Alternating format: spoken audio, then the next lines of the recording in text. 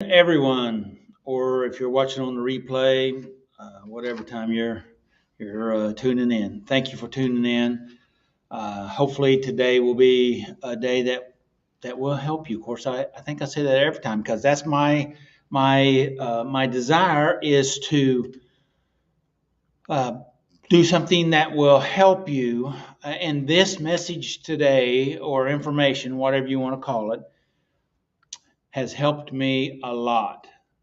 Basically, I pretty much only share things that have helped me. So, anyway, this came to my mind, and I remember how it has affected me in my life back in the late 70s, early 80s.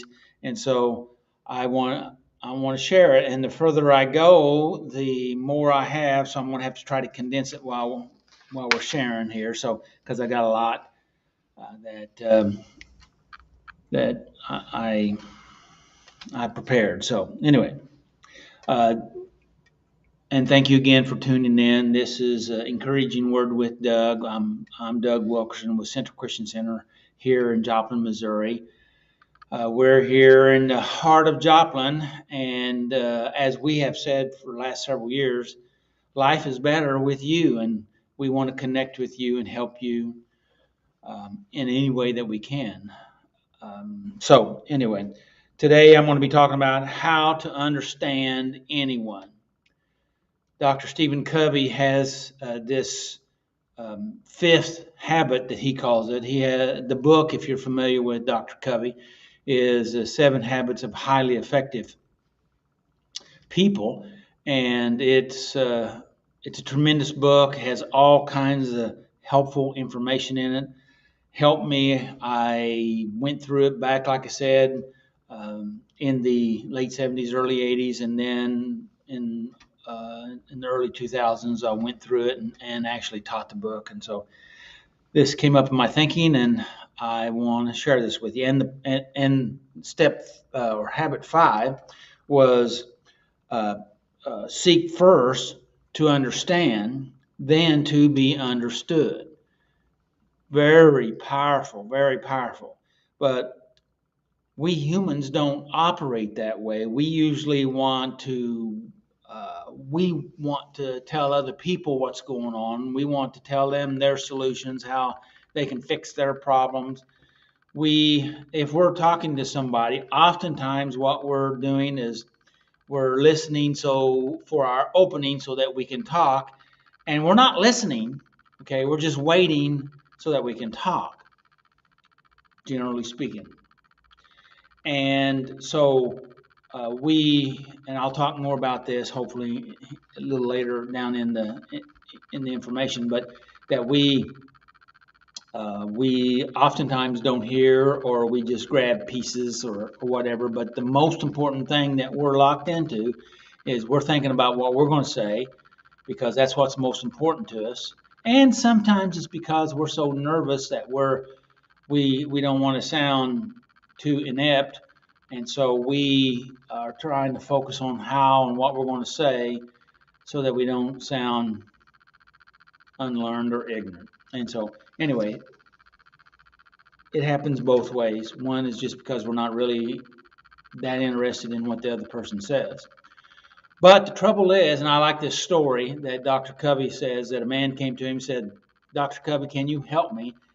I can't seem to connect with my son." And he says, "Well, tell me about it." And the man said, "Well, I talked to him and I talked to him and I talked to him, and I can't understand him. I don't have a clue where he's at." And Dr. Covey says, "Oh, well, let's see if I got the story straight. You can't understand your son, and you talk to him and talk to him and talk to him, and you can't understand him." And he said, "That's right." He said, "Well, that's the problem. You're doing all the talking and none of the listening. If you want to understand him, you have to listen to him." Now, he may have done it a little more tactfully than the way I told the story, but the point is this, that if you want to understand somebody, you have to listen to them. And that's what his habit five is all about. I want to start off with a couple of scriptures. And I want to start off with Proverbs 18:13. And I have two different translations of this scripture. And it's this is out of the Good News translation. It says, "Listen before you answer." Kind of sound like Dr. Covey. Listen before you answer. If you don't, you are being stupid and insulting. That says it pretty plain. King James, I think, said that you're being foolish and walking in the folly or something like that. The contemporary English version says this same passage, Proverbs 18:13, is, "It's stupid and embarrassing to give an answer before you listen." How can you answer a matter before you have heard it all? How can a doctor properly diagnose someone if they haven't heard the symptoms and what's going on? You just say, well, everybody's got this problem right now, so you have to have it too. Well, sometimes that happens, but the fact of it is, if the doctor doesn't know your symptoms, then he really needs not to be prescribing to you. Dr. Covey used an illustration of taking someone coming to an eye doctor, and the eye doctor saying, "Hey, these glasses have been really helpful for me, and they've really improved my vision. They've been beneficial to me. I think a lot of these glasses, and if you put these glasses on, they'll fix your problem too." Well, the trouble is, the doctor hadn't diagnosed. A good eye doctor is not going to do that, and maybe even not a bad eye doctor, because he has to test your eyes and see what it is that you need so that he can help you. And that's what listening is all about. I remember many years ago when I was listening to this message, Dr. Covey, I think maybe this was an interview he had, but I was listening to him, and he said, "Yes, I remember that my wife called me one time and said their infant, I think it was under 2 years old, was really ill, and their infant was in bad shape. And Dr. Covey told his wife, call the doctor and tell him what's going on. They had several children, but he was a professor, and he was on campus, and he was locked down in something, and so she called the doctor. The doctor prescribed some medication for the baby, and the wife called up her husband, said, I don't think this is right. This is too much medicine for this infant." And so Dr. Covey called the doctor and said, I want to double check what you have prescribed for my baby. And did you prescribe such and so and this amount and this course? And he said, "Yeah, that's what we do." And he says, "Well, I'm Dr. Stephen Covey, and I think that are you aware that this person you prescribed to is an infant under the age of 2? And the doctor said, "Oh, no, I didn't. I thought it was for an adult." So sometimes it happens, okay? Oftentimes it happens maybe at work or at church or on the street or friendships, marriages. This principle here I have used on marriage counseling for many years. And I've had people say that principle, that rule, that habit was very beneficial for them to learn. Not only do we need to learn it, but we need to practice it, and that is to seek first to understand, then be understood. And the thing of it is, when you understand what's going on in other people's life, then you're able, with supervision, to know and think the way they're thinking, because now you know how they feel and you know how they're thinking, you know their situation, and you're able to connect with them and empathize with them, and then you're able then to communicate with the information that you have, your experience, and maybe even direction of the Holy Spirit through Scripture or whatever.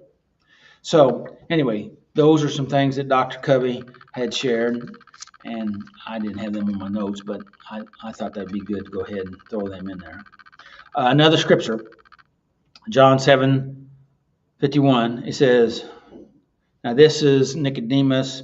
This is after Nicodemus had come to Jesus. He says, does our law condemn a man without first hearing him to find out what he has done? You know, our principle of law and order came from the Old Testament, and those those structures and those rules, the idea of fairness and justice. And anyway, the idea again here is um, not to judge until you've heard all the evidence. Okay? So seek first to understand, then you'll be understood. Dr. Stephen Covey. Most of us usually don't listen. Usually we're waiting on the talk. I've already said that. We're waiting on to reply or give a reply. I had a fellow one time that actually said, hey, I want to ask you a question. And I said, sure. So the guy stated the question and then promptly stated what he thought was the solution to his question. And I listened to him. I listened. And I determined that really what he wanted to do was listen to himself talk. And that was okay.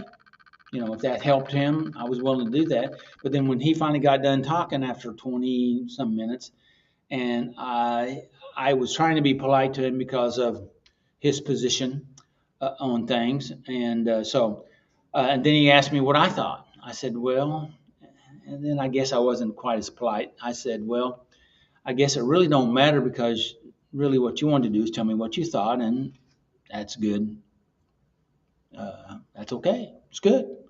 And anyway, he tried to get me to talk, and finally I gave him a little bit of what my perspective, and we went on. But the fact of it is, people really don't, oftentimes, and this includes you, don't really care what people are saying. They care more about what they say. Now you just think about it. And that may sound a little insulting, and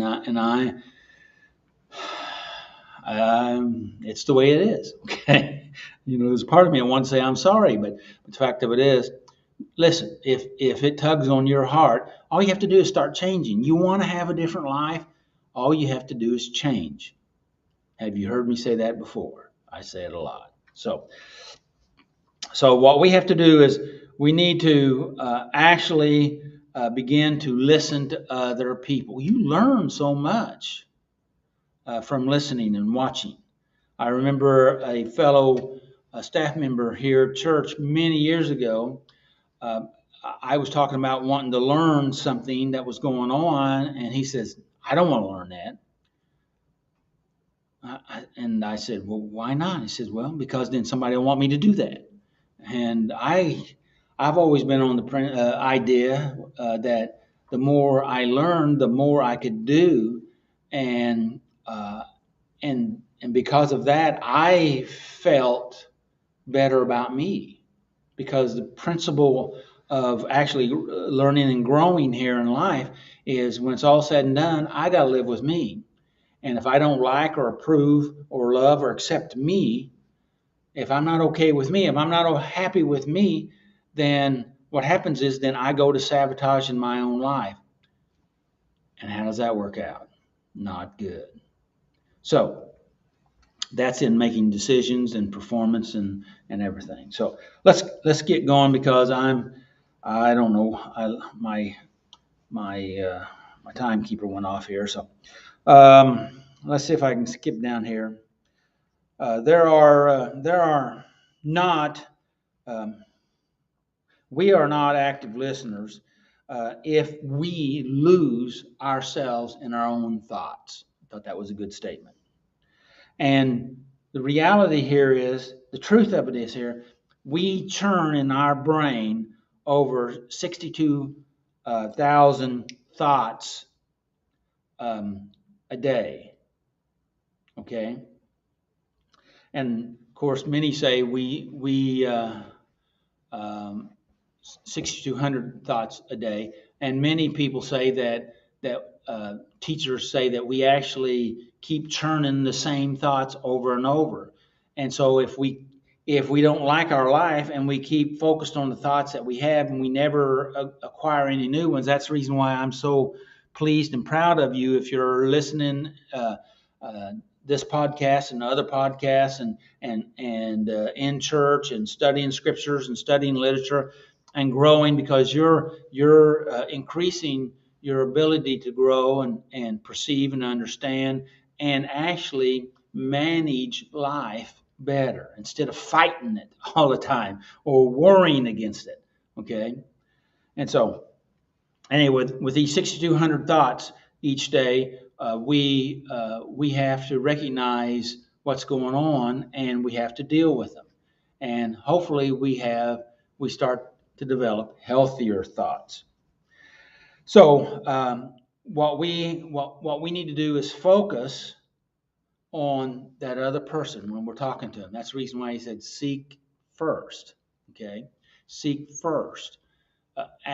What's going on, okay? Not probing in a sense of trying to maneuver them into a situation, but hey, tell me what's going on. Help me understand. That's one of the main things I always say. I tell people, help me understand. And they said, well, I don't know. Well, give me your picture. Can you give me a different picture? And trying to gain their perspective, because if I can think with their thoughts, then I can see what's going on, and then I can speak from my information base, my perspective, my spirit, to hopefully help. That's what it's all about. So, and if we don't seek to understand, then what we're doing is we're ignoring their message, or we're getting snatches of it. Let me go on over to the 4 levels of communication, which is kind of right in the area where I'm at right now. And that is, Dr. Covey identifies 4 levels of listening. Okay, and he says the first one is ignoring, flat out ignoring. You're so caught up in your own thoughts that you don't know what the other person is saying, and you miss their point. Now, I know sometimes people they start in weird places to try to communicate their point. And oftentimes, particularly when I'm in group meetings, people will ask me a question, and then they've asked a question, and I think about it, and I say, now, can you say that question again? Can you ask that question again, please, so I can, because I want to make sure I understand your question. And they restate what they say is the same question, but they say it in a completely different way, because actually, I think, because it's more clear to them. And it's quite a bit to ask a question in a group, because you have to kind of push through the fear and the intimidation. And so, but the second time through, there's more clarity on what it is that you want. And sometimes I even ask them to ask it again so that I can help them. And oftentimes what they finally settle on is not even where they started. You know, some people talk about people like to circle. They circle the airport multiple times before they ever land. And for some of us, that's frustrating. Okay, but if you really want to know what's going on in their life, you have to allow them to try to circle, and then sometimes you have to let them land. I know sometimes I've even encouraged them that, let's get this plane on the runway. I don't necessarily say it that way, but we have to we have to, what is it that you really want? How can I help you? Um, Help me understand. And the trouble is, oftentimes they don't understand, but they're working on it.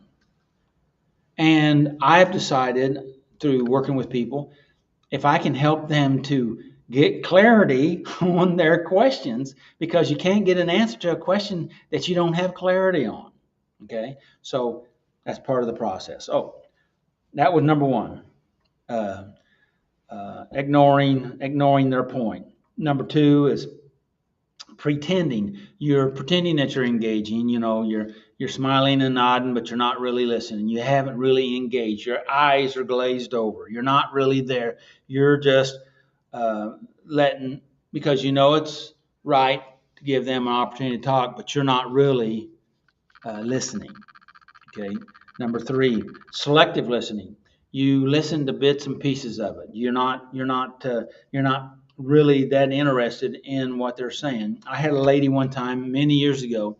I was took a group from the church to on a dinner. They had won this dinner. It was a rewards dinner, and this lady brought her husband, which actually hadn't even really come to church much, but he came to the dinner.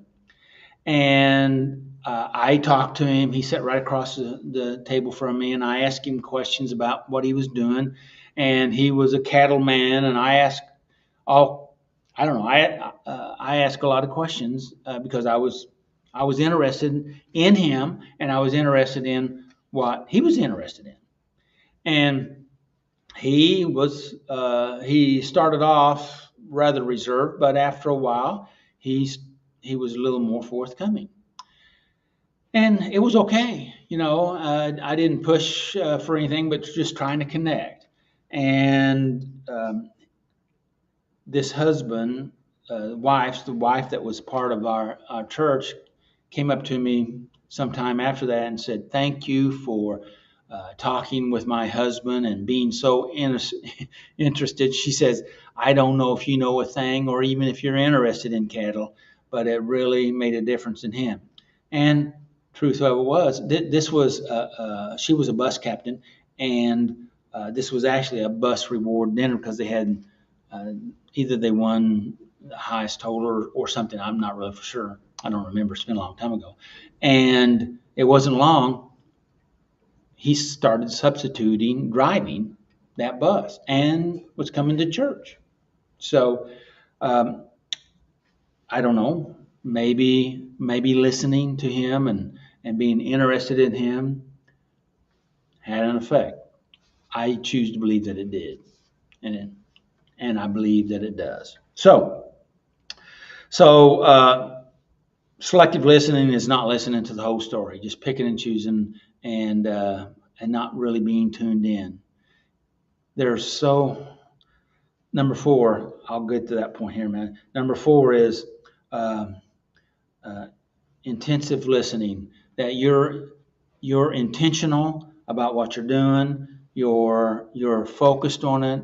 You want to learn. I talk to people very often, and I want to know what's going on, because I have found that it's not always what they say, but it's how they say it, or how they maneuver away from things or avoid things. Uh, I'm on the phone with people all the time, and I pick up by how they change their tones or how they communicate what's going on, and then I'm able to begin to ask questions, not harsh, not challenging, but there's been many times I've said to people, when they've told me everything was okay, but I said, well, I hope so, but I hear something in your voice. Sounds like you're a little distressed. What can you say about that? And I may not say it like that. It depends on the person, depends on how much of a relationship with them, because you can't go where you haven't built a relationship. That's another communication principle, but we're not talking about that today. And I know I have I have gone for a while here, so I need to go forward. So, and they call this empathic listening. Okay, and what does it mean to listen to understand? This was one of the pieces of information in this literature. What does it mean to listen to understand? And that is that you listen to not only hear the words, but because the words can say something. But they say that 90 to 95% of all communication is body language or voice intonations. Okay, how people say things, when they breathe or if they don't breathe, if they're locked up or they're tense, or their body. We'll say one thing with our mouth, but our body can say something else. Oftentimes, the body don't lie to us. I'm reading a book right now. It says the body keeps a score, and uh, Dr. Bessel, he says that our body keeps this energy in us, the traumas and issues and whatever that's unresolved stuff, and it affects us. And the rest of the story of it's very possibly it could be generational. There's research along that line, but that's a whole different topic. What does it mean to understand? It means that you're not talking much. You're listening. You're listening. And there's been times I've listened to people for 45 minutes or more, and then finally they say, I know this one fella will say, "Do you have any thoughts?" I said, "Well, yeah, I got a couple." And I try to, in a positive, tactful way, to maybe present those thoughts that might be helpful. And but I don't force that situation, because I learned long ago that just because I know it don't mean that you're ready to hear it from me. I had a fella come into my office. This is probably back in the 70s, late 70s, and he wanted to talk to me. And this was during the time that I really didn't. I was new, and I didn't really have a lot of confidence in me. And he came in and he told me what was going on in 15 minutes, and I told him the answer. Just bam. I mean, at that time I thought that's that people were looking for. And he told me I was wrong. I said, okay, all right, well, could be.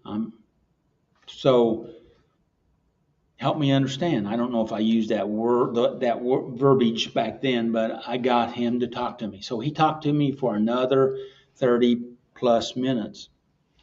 And by the time he got done talking and I was listening to him, he finally stated what he thought could be his solution.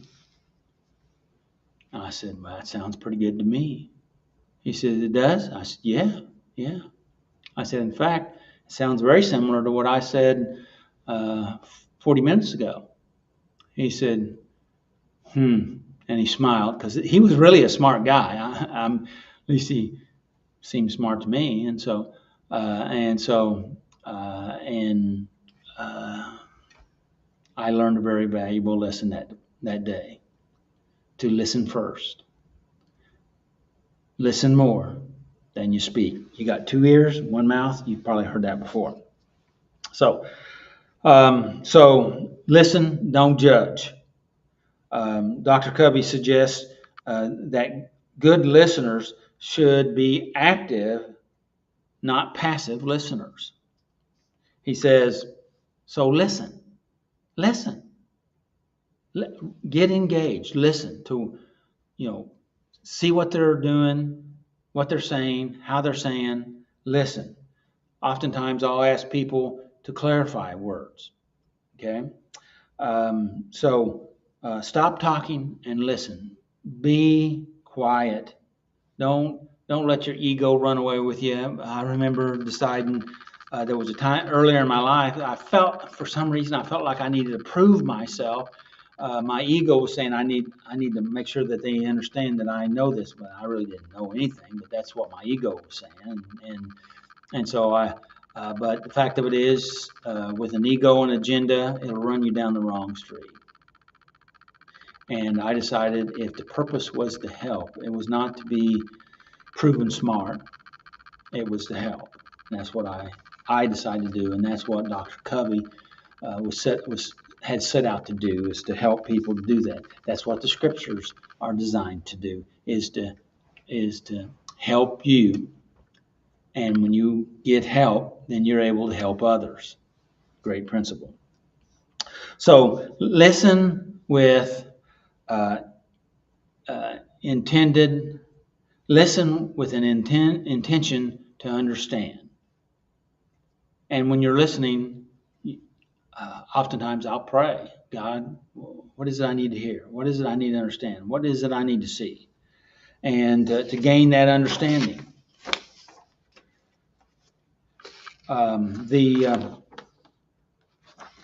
He has, I'm missing a piece of paper here. Well, this is things to practice. Yeah, things to practice. Here he says, how to practice habit 5. Seek first to understand, then to be understood. The first thing to practice. Here's, people want tools. They want to be practical. And here's some tools, the practical approach. This is the science aspect of it, okay? Number 1 is pay attention. Pay attention and be an active listener. Focus on listening to exactly what the other person is saying. Listen to him. Listen. Don't let your mind drift off. Pull it back. Okay. It does require some self-discipline. So pull it back. Remove your own personal ideas and agendas. There's been many times in my own life that where I thought I knew where this conversation was going to go, but I just listened.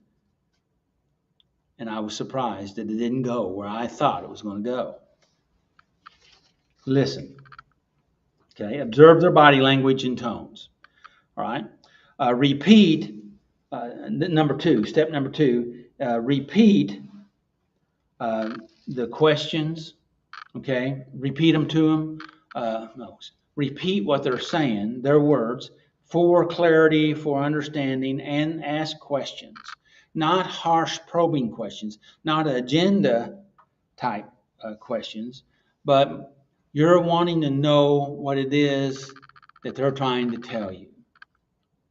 And they're trying to figure out for themselves. Okay? So listen and repeat and give the words back and ask, do I have the correct understanding? Many times I've done that and people say, yeah, I think you do. Okay, I think you understand. And that does something for them. They feel that you're interested and they feel that you've understood, and it causes a empathic connection. So just be positive, reinforce the positive, connect, and work in the realm of trust. Number 3, be empathetic. Okay, empathize with them. Now, we're not talking about feeling sorry, but we want to connect with them emotionally and try to feel as they're feeling. Okay, not that you believe in everything that they believe, but you're able to connect with their feeling and relate to what's going on with them. So listening, according to Dr. Covey, is the most important principle or rule or habit that helps us learn how to listen. Okay. Number 4, rephrase their content and how they feel. Okay. Just the information that they've given. If they're having a problem, you confirm to them the problem, and then you restate. Yeah, I can understand how you'd feel let down or abandoned or upset. You confirm those things to them. The key is to reflect their situation back to them. Okay. All right. Number 5. Now act based on their situation. Okay. Oftentimes may not even have a solution, but if you can sit with them, there's an old saying, if you can sit with someone in pain, then sitting with them decreases their pain by 50%. Now, it's hard to measure all of that, but the fact that of being with them helps them feel better. I don't know how many times people have come in, and then in the middle of it happened this week. The person came in all shaken and upset, and came in and visited, and we kind of went through some things, and then about 15 minutes, I asked him, I said, well, take a look at yourself, measure yourself right now, look at your body, how you feel, and he said, well, I feel better. They weren't all the way there, but they felt better. So we went another 15 or 20 minutes, and then I did it again, and they felt better. And then towards the end, I said, measure yourself again, and they made a statement.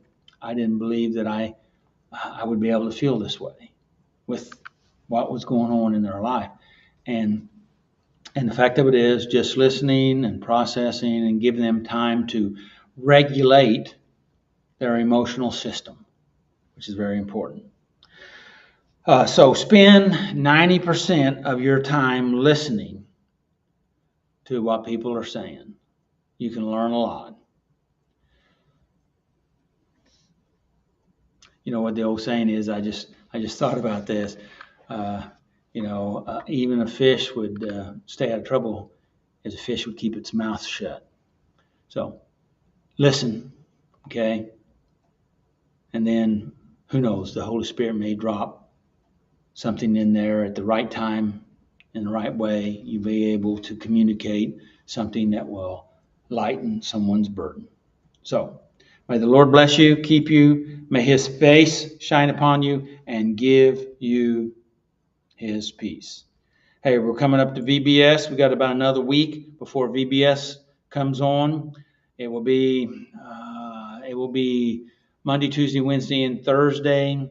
Thursday, the 30th, will be the end of it. So it's coming up soon. It's a great time. If you know folks that'd like to come, you can sign up on our website here at Central Christian Center. Run the contest right now for the first night. Got a bunch of fireworks that we're going to be giving away to those that bring the most visitors. There's 3 prizes. So anyway, thanks for listening. Hopefully this can be some help to you. Until then, make healthy choices. Take care of yourself. Bye-bye.